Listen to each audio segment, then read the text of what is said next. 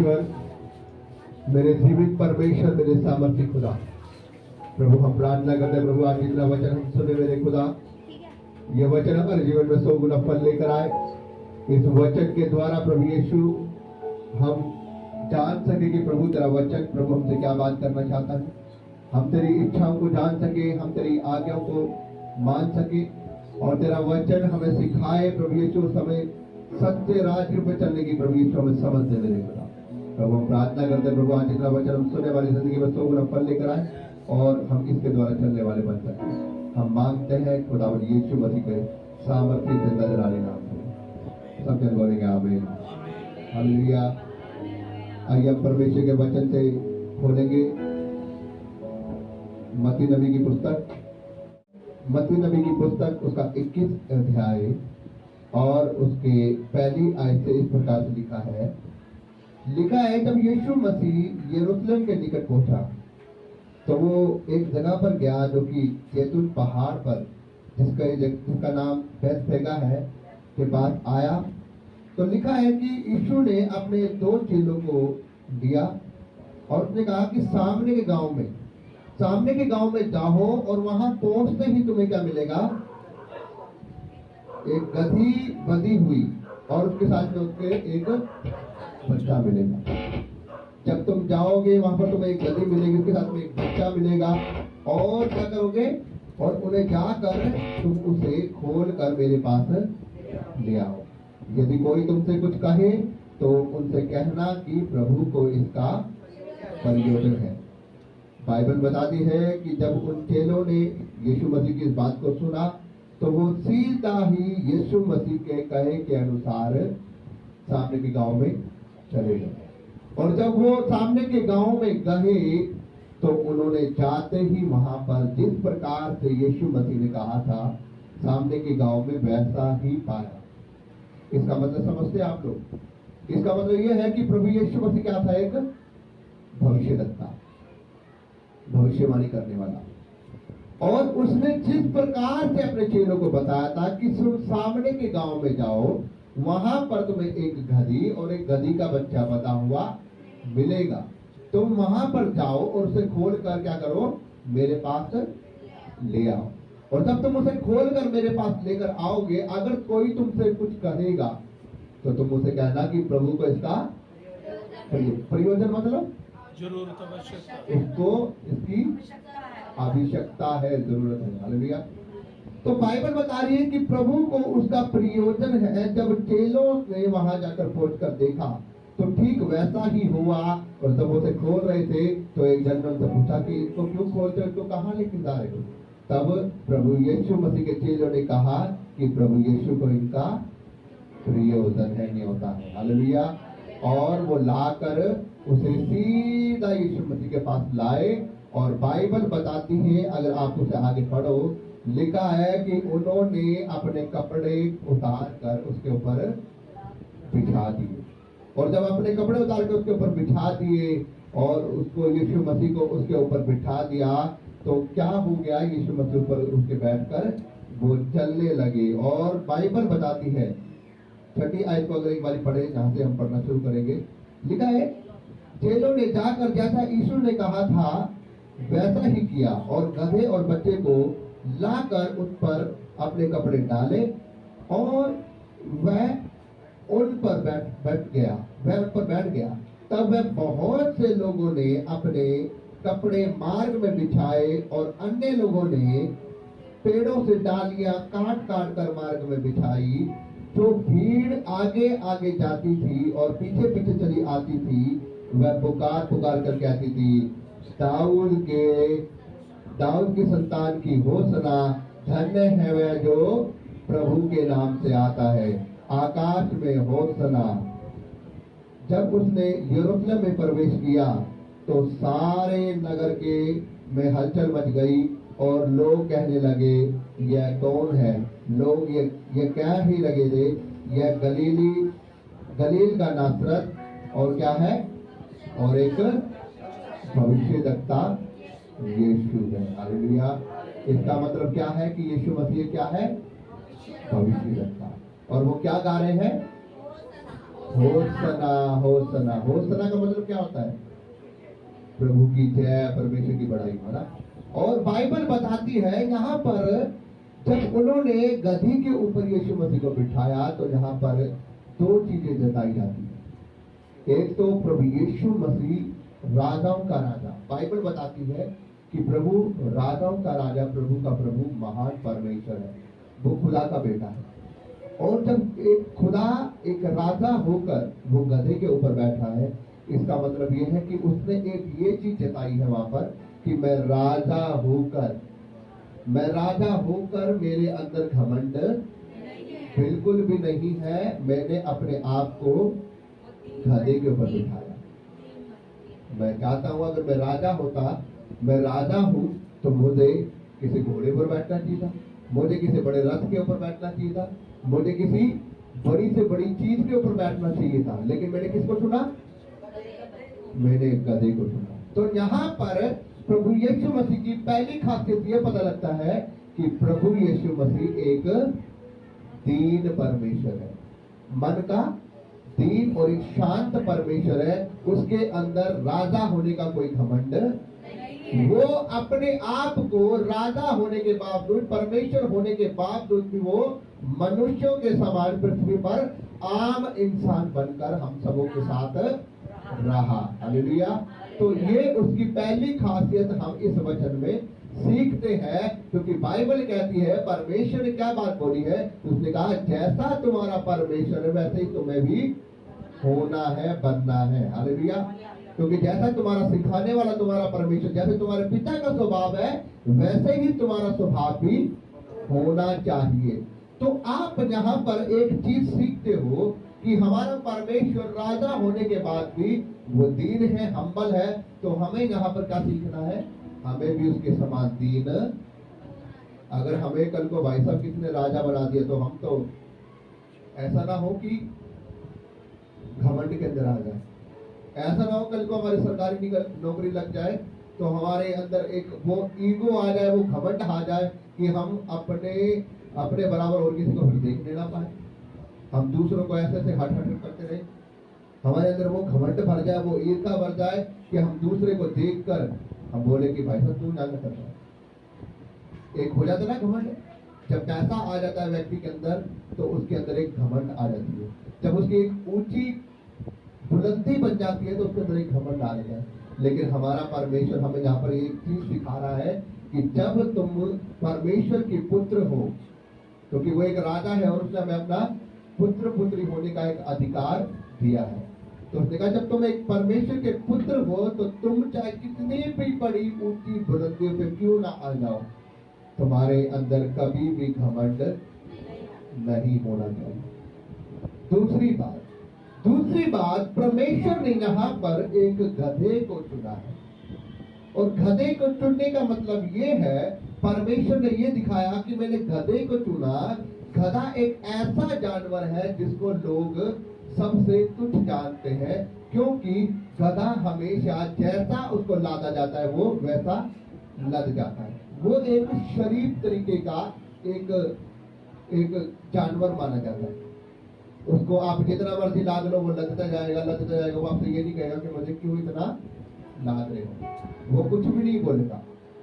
आप जितना उसे लाद दोगे, जिस साइड में लेके चलोगे वो सीधा चल देगा, वो कुछ नहीं कहता। तो उसने एक ऐसे जानवर को चुना कि जो कि लोग उसे क्या कहते हैं? गधा, मतलब कि एक मूर्ख। और बाइबल बताती है उसने गधे को चुनकर उसने वहां पर गधे का क्या बढ़ा दिया है? एक आदर बढ़ा दिया है। उसने गधे को चुनकर उसने गधे का आदर बढ़ा दिया है, जो कि गधे को लोग मूर्ख कहते हैं। उसने गधे को इसलिए चुना कि मैं गधे को चुनकर उसके ऊपर बैठ कर जाऊंगा, ताकि लोग जान जाए कि जो राजाओं का राजा, जो कि प्रभु का प्रभु, उसने एक गधे को चुना अपनी सवारी के लिए, एक मूर्ख जानवर को चुना। इससे ये पता लगता है कि परमेश्वर जब गधे को चुना तो उसने उसका आदर बढ़ाया, उसने मूर्खों को चुना है। Hallelujah, hallelujah. क्योंकि परमेश्वर का वचन साफ इस बात को कहता है कि मैंने इस जगत के मूर्खों को चुन लिया है। हालेलुया। अगर हम परमेश्वर के वचन से पढ़े एक आयत हम पढ़ेंगे, लूका नबी की पुस्तक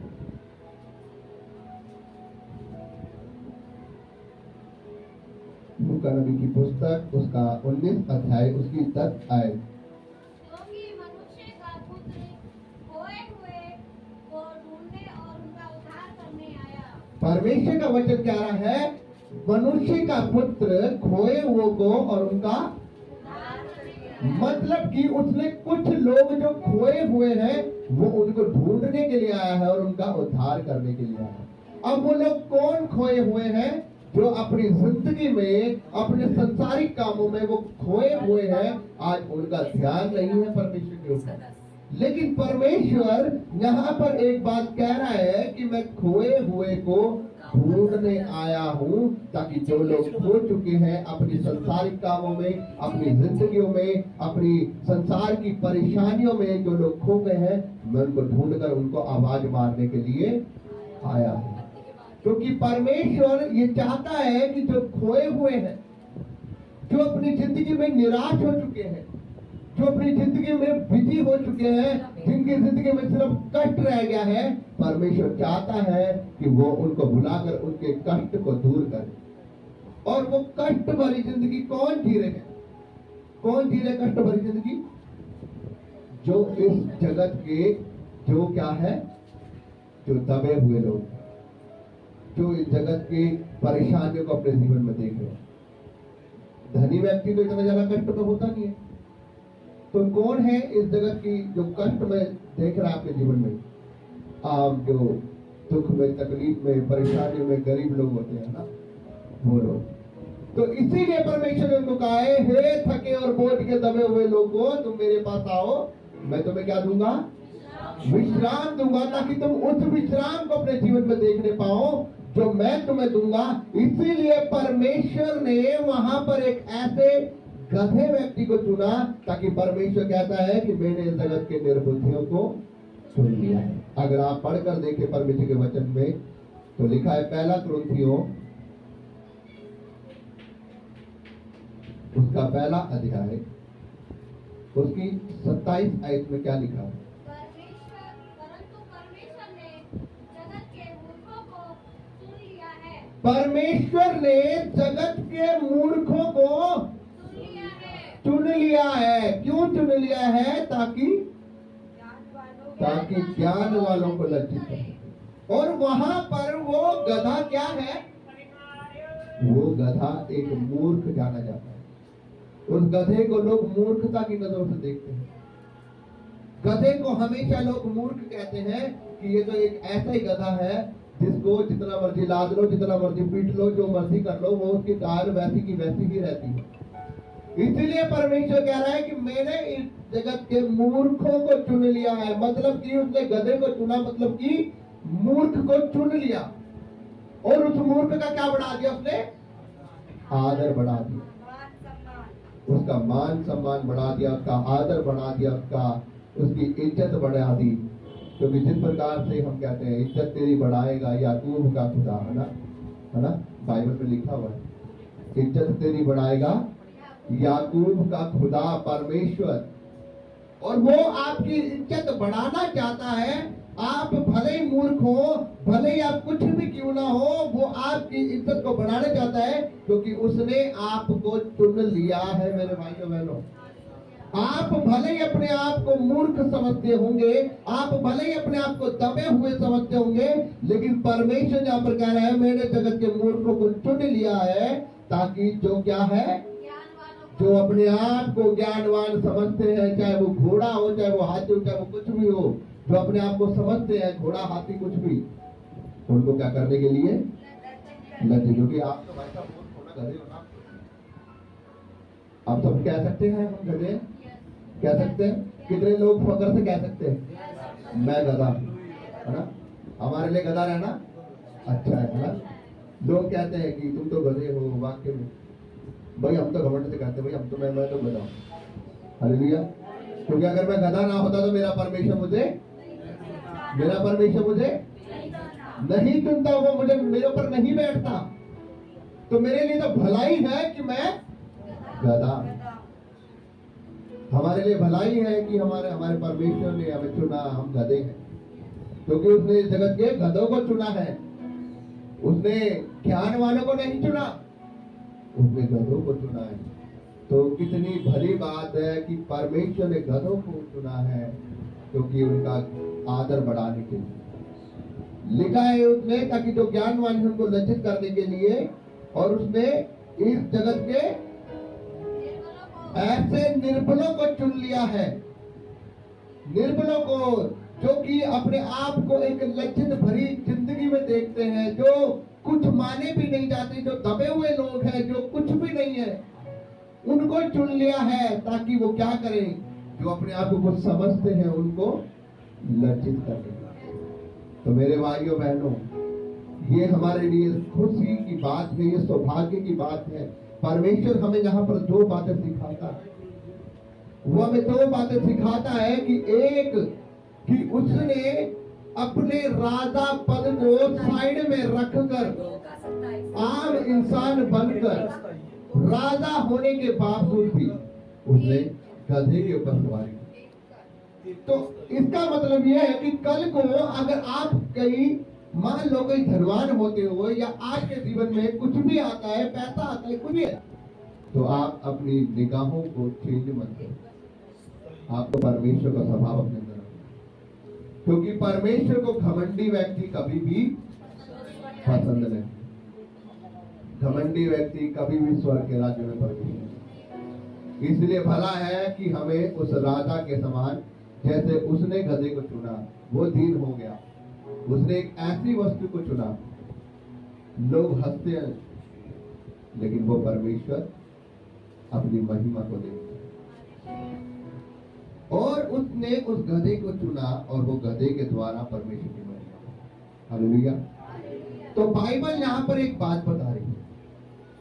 मत्ती की पुस्तक अगर हम उसे दोबारा देखें 21 अध्याय को, तो वहां पर अगर परमेश्वर का वचन बता रहा है हमें कि जब प्रभु यीशु मसीह वहां पर बैठकर उसके ऊपर गया, तो लोग वहां पर कह रहे हैं कि दाऊद के पुत्र की क्या हो, होसना हो, होसना होसना, जो प्रभु के नाम से आता है।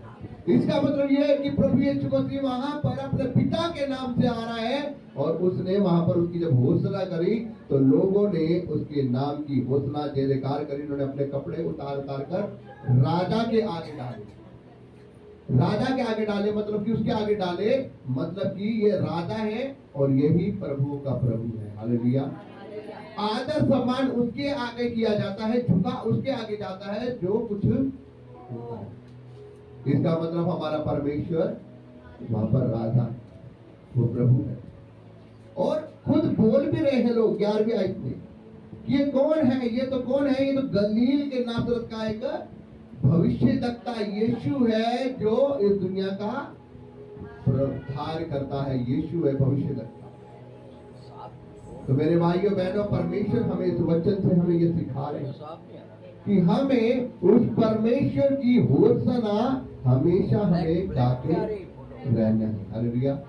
और परमेश्वर ने उस गधे को चुना, क्योंकि परमेश्वर इस जगत के मूर्खों को चुनता है। वो इस जगत के खोए हुए लोगों को, वो इस जगत के भटके हुए लोगों को चुनता है और उनको चुनने के लिए आया है। हालेलुया। और उस परमेश्वर ने हमें चुना भी है। यदि वो परमेश्वर हमको ना चुनता तो आज हम भटके हुए थे, है ना। तो परमेश्वर का धन्यवाद हो हमें चुनने के लिए, हमारे जीवन में ये बड़े कामों को करने के लिए जो परमेश्वर ने आज हमारे जीवन में किए। इसलिए हम अपने परमेश्वर की घोषणा को गाते हैं। Hallelujah, hallelujah. हम इसलिए अपने दिल से अपने परमेश्वर की करते हैं कि होसना होसना दाऊद के पुत्र की होसना, क्योंकि वो होसना की योग्य है।